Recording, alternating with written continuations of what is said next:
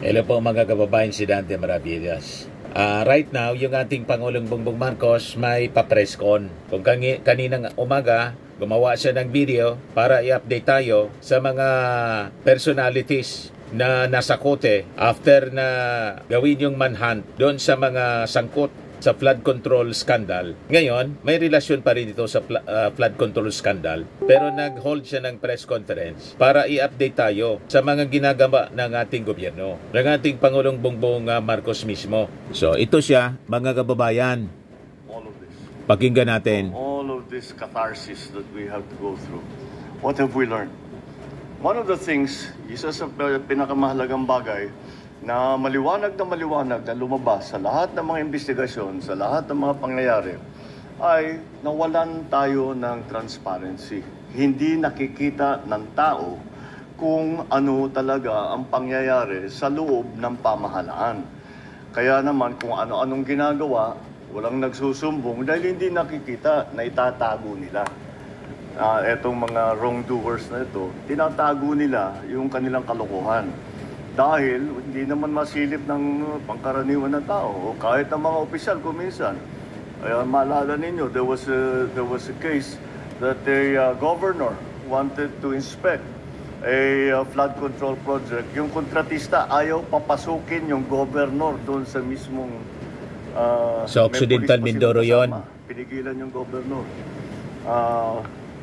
That's how bad all of the transparency situation was. Kaya tayo nandito ngayon upang i-roll out, that we use that word, or the DPWH Transparency Portal. And ito ay isang sistema na ating binuo upang kahit sino, hindi kailangan opisyal, kahit sino, na kung nais nilang maghanap na impormasyon tungkol sa isang project, tungkol sa project dun sa kanilang lugar, ay maaari nilang gawin.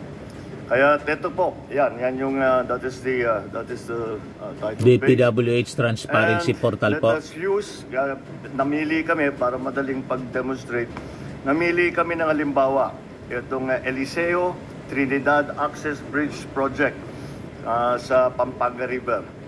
Kung titignan ninyo, gamitin nyo yung search bar, makikita ninyo agad sa portal ang implementing office, ang contractor, ang halaga ng proyekto, ang accomplishment, completion date, at yung report.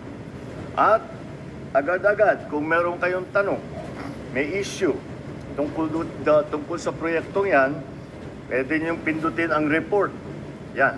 Kung saan maaari ninyong itag ang proyektong bilang completed, defective, duplicate, unfinished, o ghost.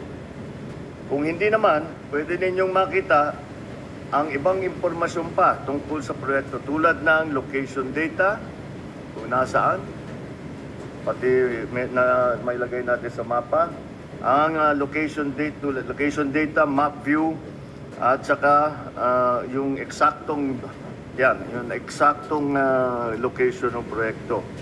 Meron ding tab para sa procurement detail. Paano ba pinocure ang mga materials para dito?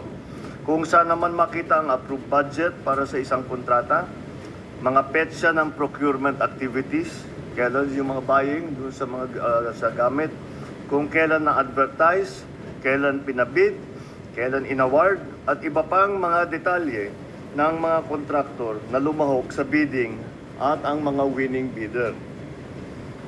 Meron naman sa Documents tab, Documents tab naman, maaaring ma-view o ma-download ang mga ito. Ito dahil ginagawa natin full disclosure, dahil karapatan na malaman ng lahat kung paano ginagastos ang pera ng bayan. Bawat proyekto, merong geotag na photo. Saan yung photo? Yan. Geotag na photo. Geotag, ibig sabihin may location, very specific location. Mula simula, habang ginagawa, at hanggang matapos, kung may ghost project, madaling makita ito. Ito ay patunay na ang ating transparency ay may kasamang traceability. Ang isa sa pinakamagandang feature ng Transparency Portal sa pagtutulungan ng DPWH, Philippine Space Agency at ang pribadong sektor, maaari nyo rin makita ang satellite na images nito. Ito, kagaya niya. Galing. Tiyakin Di ba? natin na kung may makitang hindi tama o labag sa batas, aksyonan natin kagad. Lalong-lalo na pag ito ay naituro sa atin ng ating mga kababayan. Kaya paulit-ulit kong sinasabi, lahat ng ating mga kapwa Pilipino, huwag kayong magdalawang isip na meron kayong isumbong ninyo para mapag-aralan namin, matignan namin, ma-assess namin kung talagang may problema o hindi. Para naman mas madali ang pagtatanong, meron tayong AI, gumagamit na tayo ng AI assistant na sasagot sa inyong specific queries sa Pilipino man o sa Ingles. Dinisenyo ito para makatiyak na kahit hindi ka techie, kahit hindi ka technical, madaling-madaling ayusin ito. English at saka Pinoy at saka Tagalog, pwedeng gamitin ito. Halimbawa, gusto mong malaman ang mga proyekto kontra baha sa Kupang, Muntinlupa. Tutulungan tayo ng AI ng portal na makalap ng lahat ng impormasyon tungkol sa barangay na ito sa Muntinlupa. Kagaya na. Di ba? Ang ganda. Hindi. Ito. Dito sa nasa kanan. Yan. Ayun. Alright. Madali i-search. Kung halimbawa naman ay kayo interesado sa mga proyekto, ipapabid pa lang. Available naman sa portal na ito ang live streaming ng lahat ng ongoing procurement activities ng DPWH. Nag-live na ba yung nag-live na ba tayo dito sa ayan na. Kakasimula lang nito kaya tinatanong ko kung nag-live na mo, nag-live na nga. Ayan, yung pwedeng manood sa mismong live stream bidding process.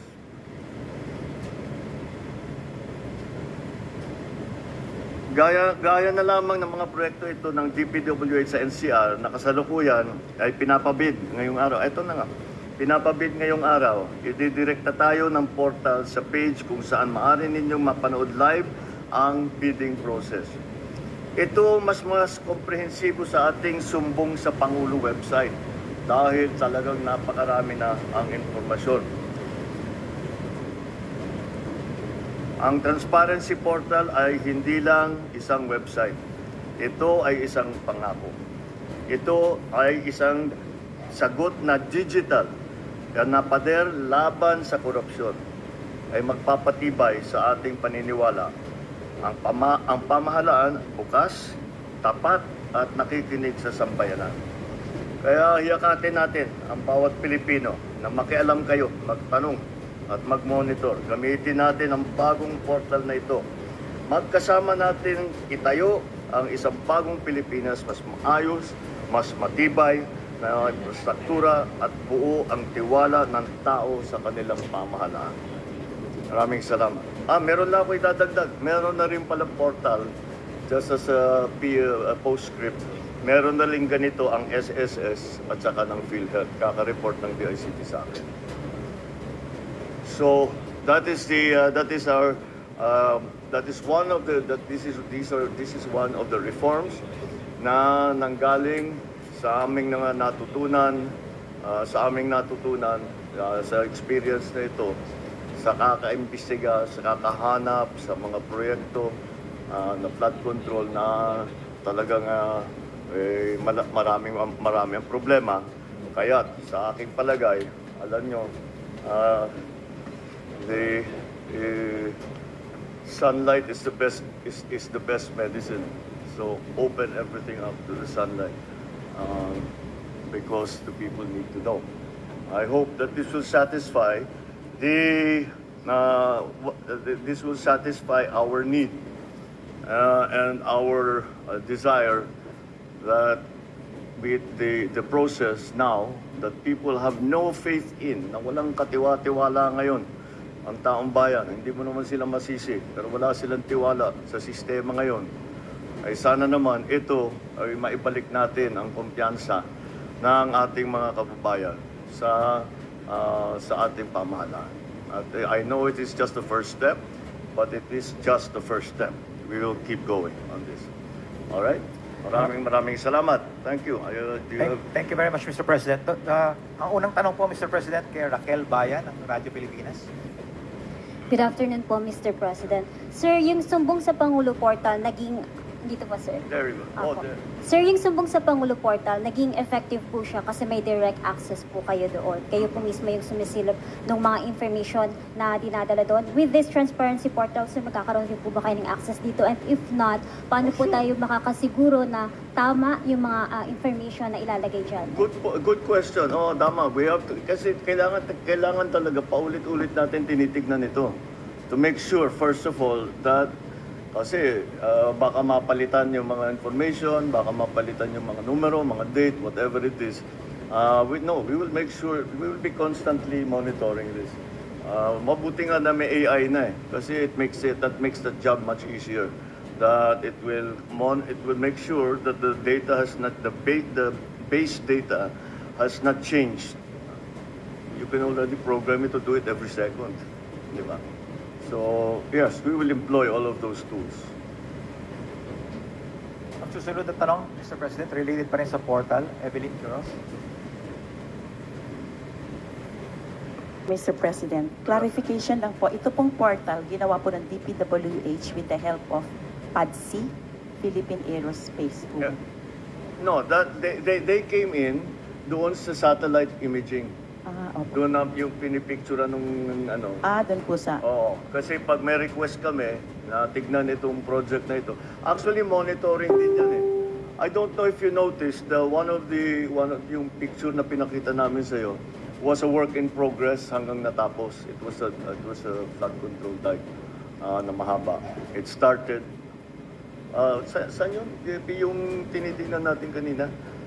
Anyway, it was one of those, and that's constant naman ang monitoring. Before, hindi natin ginagawa.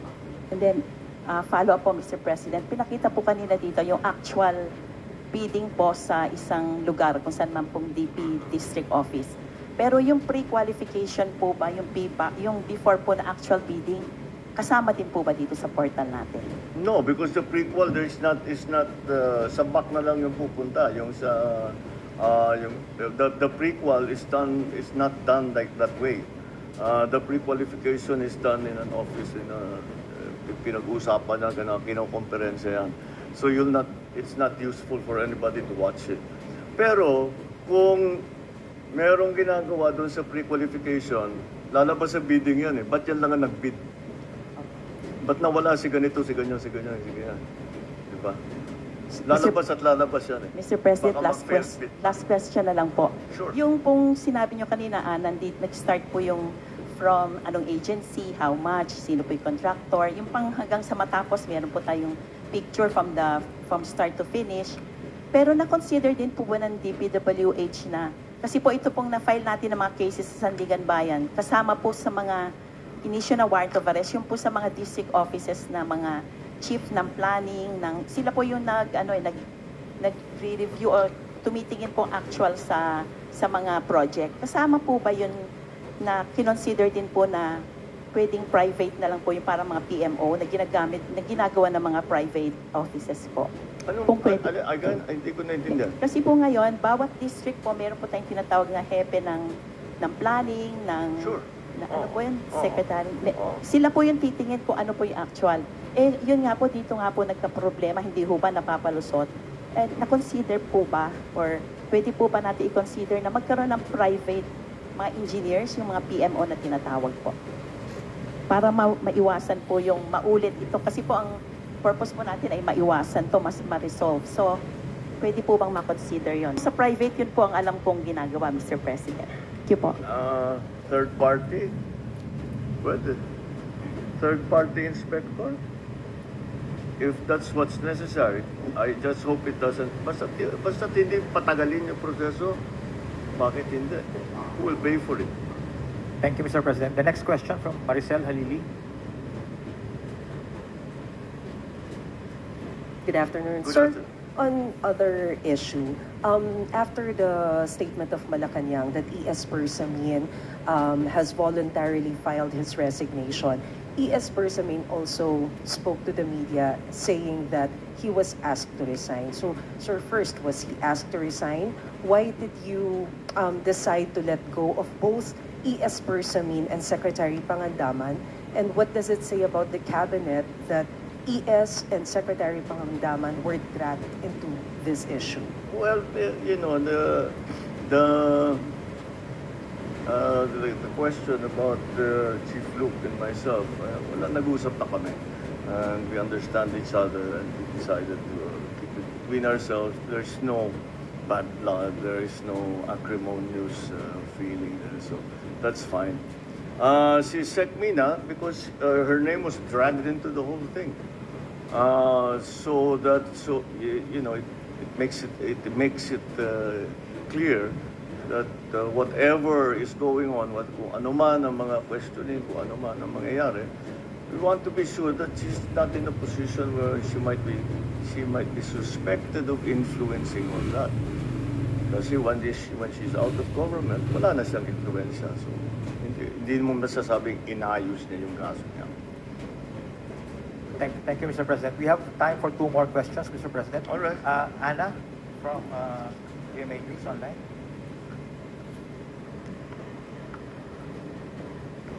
Afternoon, sir. Sir, how do you respond to the drug use accusations made by no less than your sister, Senator Amy Marcos, against you and the First Family? Sir, were you hurt by her accusations, and how do you explain these claims to the public? It's anathema to me to talk about family matters generally in public. We do not like to show our dirty linen in public. I'll just say this much. For a while now, we've been very worried about my sister. When I say we, I'm talking about friends and family. And the reason that is because the lady that you see talking on TV is not my sister. And that view is shared by our cousins, our friends. Hindi siya yan. Hindi siya yan. So that's why we worry. So we are very worried about her. I hope she feels better. So. Sir, quick follow-up lang po. Nagkausap na po ba kayo, sir? Or do you intend to talk to your sister? We don't really, we no longer travel in the same circles, political or otherwise. So no. Okay, thank you, Mr. Thank you, President. sir. For the last question, Kat Domingo, ABS-CBN. Good afternoon, Mr. President. Sir, we understand that you earlier mentioned that you do not want to dignify statements from former You do not want to dignify statements from former Ako Bicol Party List Representative Zaldico, but he came out with a recent video claiming that you received over 50 billion, if I'm correct, in kickbacks. Yeah. We know that you don't want to respond to this anymore, but the public begs for your answer. How do you actually convince the public that in this battle of he said versus you said, how do you convince the public that you are the more credible side of this story, and how do you respond to his allegations directly? Well, look at the quality of the statements. Alam mo, how mahaba nang naging mga usapan natin tungkol sa fake news. Anyone can go online and make all kinds of claims and say all kinds of things. Paulit-ulit. But there's it means nothing. For it to mean something, umuwi siya rito. Harapin niya yung mga kaso niya. Kung meron siyang gusto sabihin niya. Malalaman naman ng tao yan eh. Patunayan niya. But come home. Come home. Ba't ka nagtatago sa malayo? Ako, hindi ako nagtatago eh. Kung meron kang akusasyon sa akin, nandito ako. Gawin niyo pareho. At para patas lang naman. Correct. Thank you very much, Mr. President. That ends our press conference this afternoon. Thank you very much. Matindi po yung statement ni President Bongbong Marcos tungkol sa kanyang kapatid na si Amy Marcos. The woman that you saw on TV is not my sister. The same thing, yung sabi daw ng mga kapamilya niya, kakilala, the woman that you saw on TV is not my sister. Consistent doon yon, mga kababayan, sa naging reaksyon ni Sandro Marcos. Hindi yan anya asal ng isang tunay na kapatid. You see? On the part naman kay Saldico, may panibagong akusasyon, muwi ka niya para patas. Patunayan mo yung inyong mga kwento. Tama po yung ating Pangulong Bongbong Marcos. Okay po? So that ends the press con, mga kababayan ng ating Pangulo, na napakahalaga. Ang ating pakiusap sa mga Marcos supporters, baka naman po pwede ninyo na ang ganitong mga kwento, pakishare ninyo sa inyong mga kaibigan. I-viral po ninyo ang ganitong mga kwento kasi nalulunod po tayo ng fake news, ng mga trolls ng mga kalaban, ng kampo ng mga Duterte. Okay po, mga kababayan, yan lang naman ang ating pakiusap. Millions yung bumoto sa ating Pangulong Bongbong Marcos, 31 million. Ano ba naman na i-share ninyo ang ating mga videos para makatulong sa pag-educate, pag-inform sa ating mga kababayan. Okay po? So itong ating short video, mga kababayan, natin sa inyo nitong napakagandang product from Malaysia. I am worldwide amazing pure organic from Australia pala. Organic barley from Australia. Yung gusto na mag-try po nito at mag-negosyo, mag-message na lang po kayo sa akin, Dante Maravillas. So lagi nating tatandaan, mga kababayan, sa buhay, you become what you believe. Ako po si Dante Maravillas. Bye-bye. God bless.